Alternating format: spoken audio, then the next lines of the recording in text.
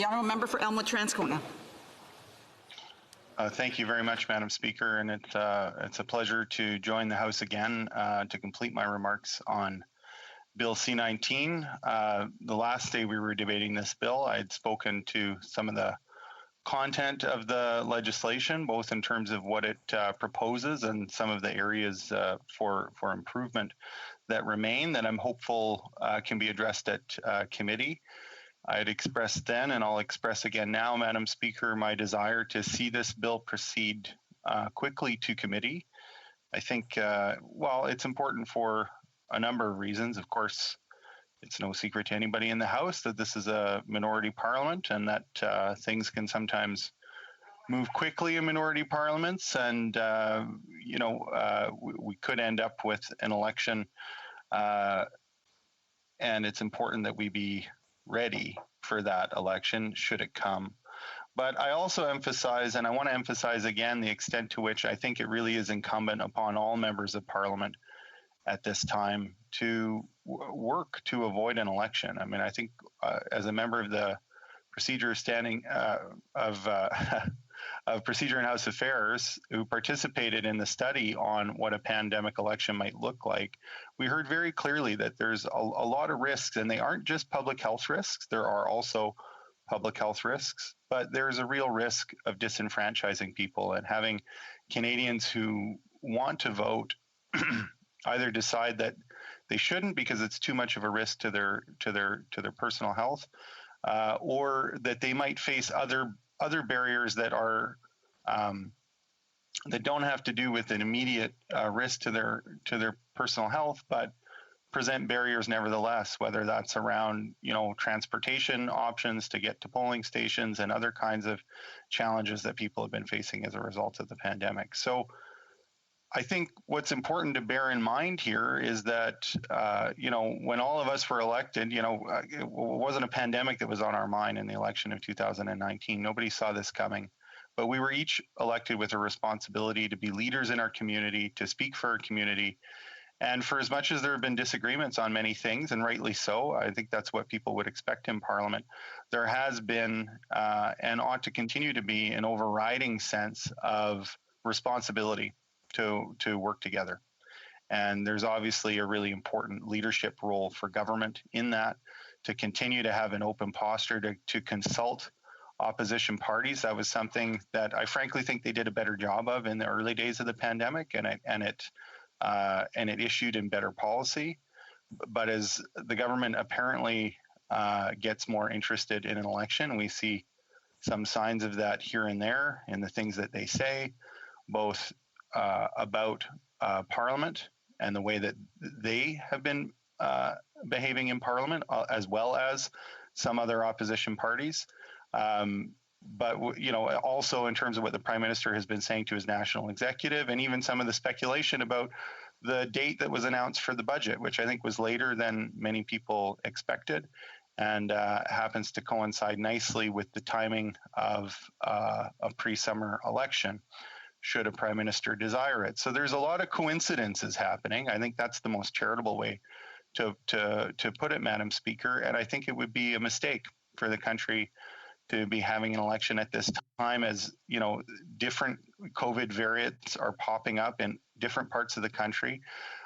We just saw the experience in Newfoundland and Labrador, where an election took a much longer time to complete than anybody expected, because the nature of the pandemic changed in mid-election.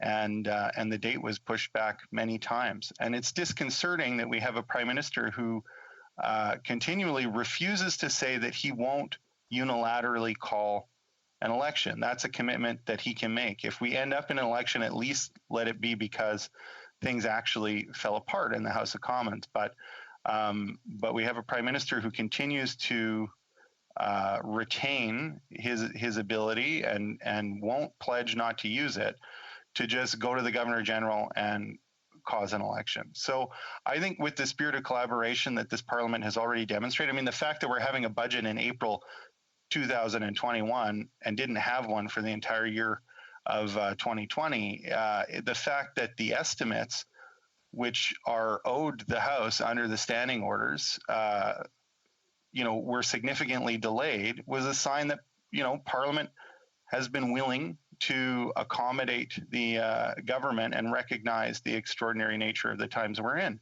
So we have a Parliament that has shown a lot of flexibility. It hasn't always been easy. It hasn't always been a fun process getting there. It's been with its fair share of criticism for people on all sides. Fair enough. It's a Parliament. That's going to happen, Mr. Speaker. But the point is, if you look at the outcomes, we've been able to get enough good outcomes for people to make sure that financial distress and bankruptcy wasn't the overriding narrative of the pandemic for most Canadians. There are other things I think we can and should be doing, and the place to have that debate is in Parliament. And we were all elected to bring those views to the table and to do our best work to advance solutions on behalf of Canadians. I don't see a reason why that work needs to end.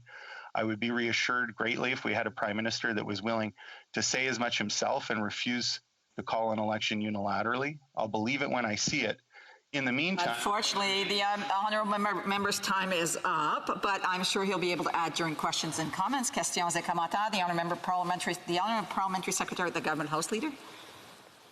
Yes, thank you, Madam Speaker. And as the Parliamentary Secretary ultimately responsible for reaching out and trying to pass this legislation through, I did want to extend my hand to anyone that has input that would like for me to take any form of action in support of passing this legislation. This is something in which I've been committed to doing for quite a while now, Madam Speaker. I agree with the member from Elmwood-Transcona that in a minority situation, we need to be ready. We should be ready. Where I disagree is the member's assessment of today's Parliament.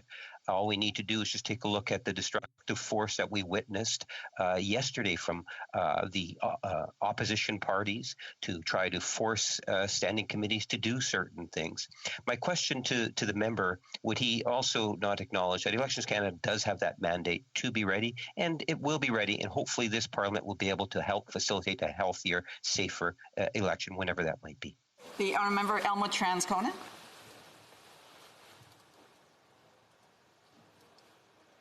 The honourable member for Elmwood-Transcona.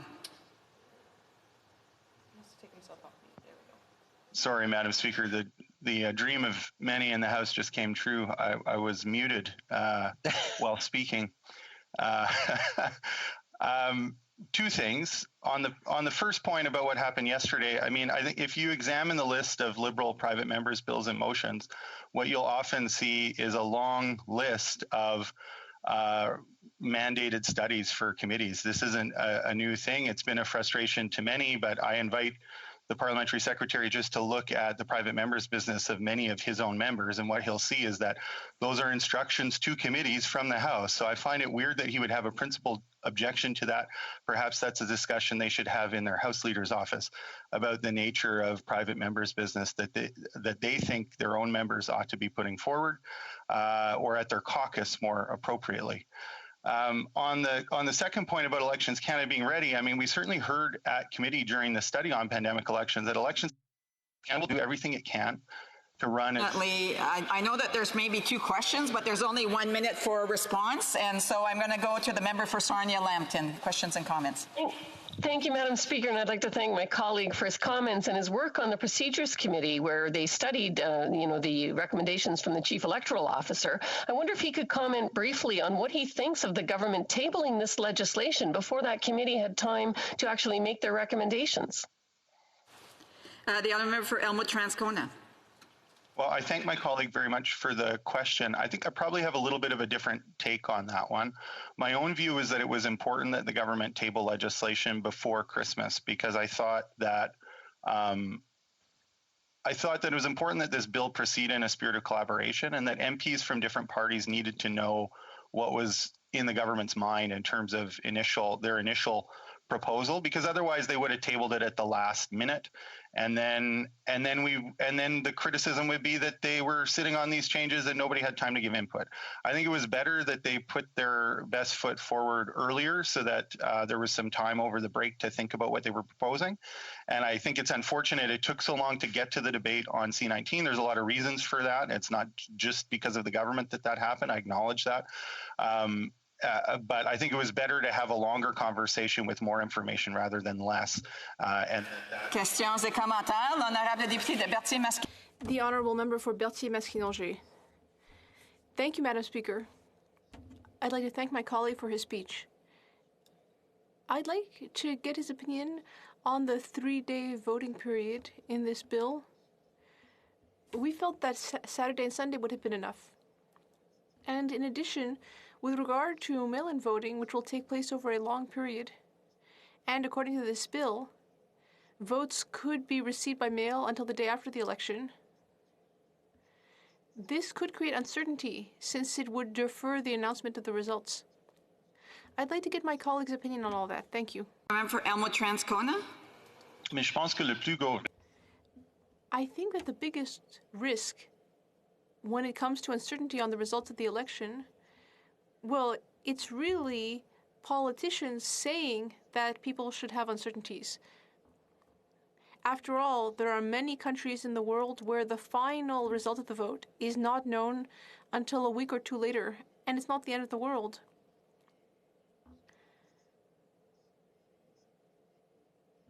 So I think that as long as we take the necessary measures to ensure that elections are secure while the vote is being counted, I think it's okay to have a little more time after the day of the vote.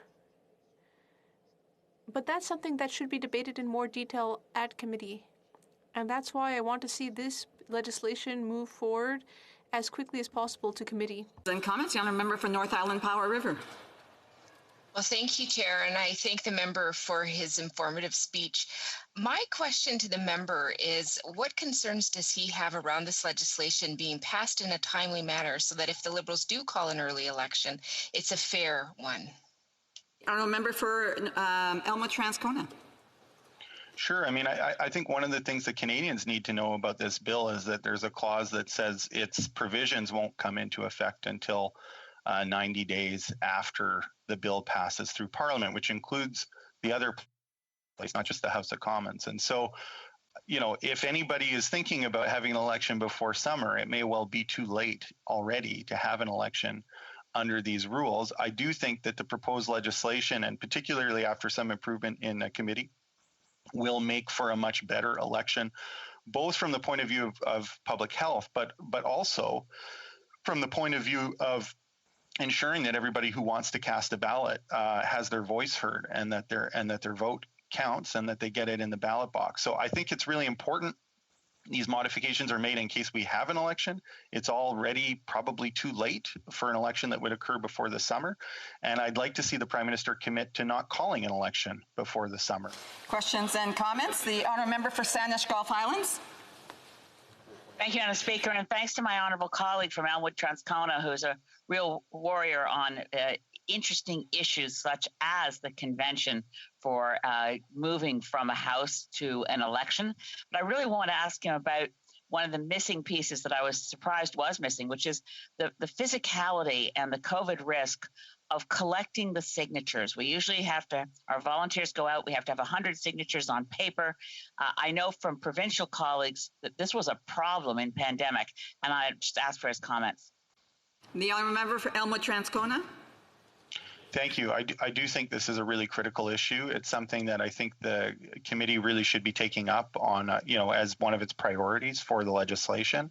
And what I'd say, and I mean, people in the House will know I'm not a wallflower when it comes to criticizing the government. But if you look back to the C-76 in the last Parliament, there was a very combative way to change the Elections Act. The approach so far seems to be different. I think that's important, and I think that creates the space for the committee to do good work on this and other issues in order to get some changes we can all agree on and proceed on that basis. So I remain optimistic in respect to this legislation that we should be able to find a path forward and get good rules in place to protect both public health and democracy in the case that we do have an election. Best option, let's not have an election right now. It's not a good time. Comments? The honourable member for Sherwood Park for Saskatchewan. A brief question, please. Thank you, Madam Speaker. The member spoke, and I think it's very clear that the government desperately wants a pandemic election because they're focused on their own political interests. And part of that argument they're making is about Parliament not working. What we've seen is the opposition work very collaboratively to get key spending bills passed, especially in the early phase of the pandemic. But also we do see cases where opposition parties are working together to get things done that the government doesn't like. We saw with the creation of the Canada-China Committee, the Uyghur genocide. We have a motion at Foreign Affairs on COVAX that the government is filibustering. Does the member have a comment on the fact that if anyone is hurting the work of Parliament, it's often been the government that's trying to delay things that opposition parties are actually working together on? I do want to remind members when someone has the floor, it's a bit rude to be going back and forth across the aisles to make a debate. The honourable member for Elmwood-Transcona has just a little under a minute to respond. Well, thank you for the question. And I mean, as a member of the Procedure and House Affairs Committee, which currently is undergoing a filibuster of Liberal members who, don't want to have a vote on a particular motion that has to do with the We Charity scandal. I mean, I'm certainly attuned to the ways in which the government is also causing dysfunction when it suits its political purposes. And it's why I just reiterate again, I think as MPs, we all have a responsibility here to try and rise above that kind of stuff and do our job and keep the focus on people. And that includes trying to avoid an election right now because there are serious risks to both public health and to our democracy. We don't need a political crisis on top of an economic and a public health crisis at the same time. And the best way to avoid that is not to have an election. And we need to think differently about the way we might have approached our jobs in the last parliament and in the early days of this one.